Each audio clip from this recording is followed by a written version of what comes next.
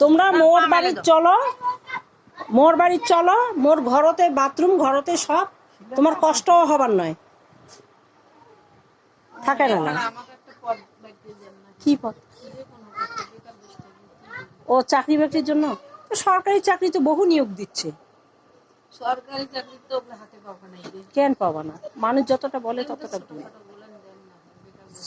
ছোটখাটো চাকরি তোমার এতদূর পড়াশোনা করিয়ে ছোট করে মাদ্রাসার লাইন থেকে হ্যাবজ করছো না, কোরআনের হাফেজ হয়েছে, আলেম হয়েছে, এন্ড সেই হিসাবে যদি তুমি পড়তে চাও,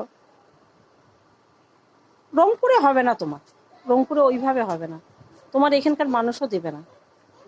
এই মেন হচ্ছে গ্রামের একটাই সমস্যা যে বউয়েরা পড়াশোনা করবে ঠিক আছে, বিয়ের আগে যা করছে করছে, বিয়ের পরে কোনো কিছু চলবে না। আর নুন থেকে চুন হইলে তো মনে করো যে বউদের বদনামেরও শেষ নেই। কালকে কি হয়েছে জানেন, আমাদের ওখানে এক লোক অটো চালাচ্ছে, অটো চালাইতে চালাইতে এরকম করে একটা মহিলার হাত ধরেছে। আচ্ছা, তার বলে কি লোকটা হাফিজি কি পাঞ্জাবি টুপি পায়জামা মাথা পরনো, 5 ওয়াক্ত নামাজ পড়ে, তারাবি পড়ায়, সেই লোকের এই কাম করে। তাহলে এই যে মনে করো অটো চলন্ত অবস্থায় মহিলাটার হাত ধরছে। সত্য মিথ্যে কি এখন হাত ধরছে কি মহিলাটা পড়ে যাইতে ধরিয়া হাত ধরছে না, এখন ওর বলে চরিত্র খারাপ।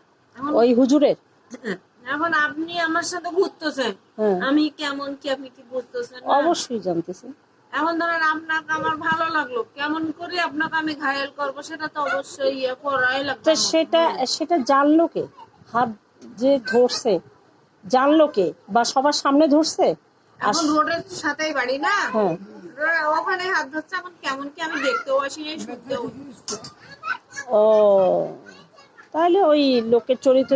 তারপরে কি করলো? তারপরে হাত ধরা পরে মারামারি হয়েছে, বাড়ির লোক ডাকছিল, চরিত্র স্বভাবের খারাপ এরকম কি করবে।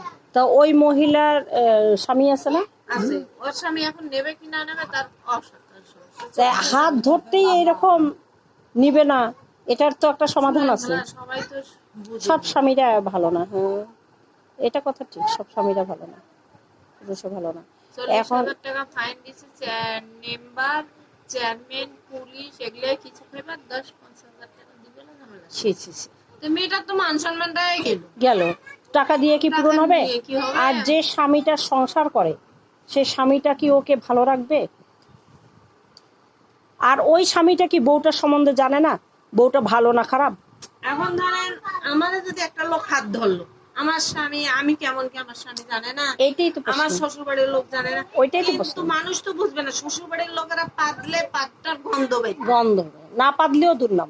দুর্নাম, এইটাই তো কথা। শিক্ষা এখন ধরেন আমার লোক কিন্তু নাই, আমি রাত্রে আপনার সাথে ঘুরতেছি, অমুকের বউ রাত্রে কেন ঘুরতেছে? হ্যাঁ, এই সমালোচনাটা রাইট, এই কথাটাই 100%। বুঝছেন, আমি কিন্তু খুব চেপে থাকি, আমি শ্বশুর বাড়ির সম্মানটা রক্ষা করতেছি। কিন্তু লাভ কি? কোনো না কোনো দিন দেখবা তুমি সৎ পথে থাকবা, তোমার বদনাম বেশি হবে। অবশ্যই অবশ্যই। তুমি খারাপ কাজ করবা, তোমার বদনাম নাই, কিন্তু সৎ পথে থাকলে তোমার বদনাম হবে। এই সতীত্বের ঘরে কপালে কষ্ট বেশি, দুঃখ বেশি। এই কথাটাই তো সব থেকে আমার জীবনের কাল হয়ে দাঁড়াইছিল, জানো না?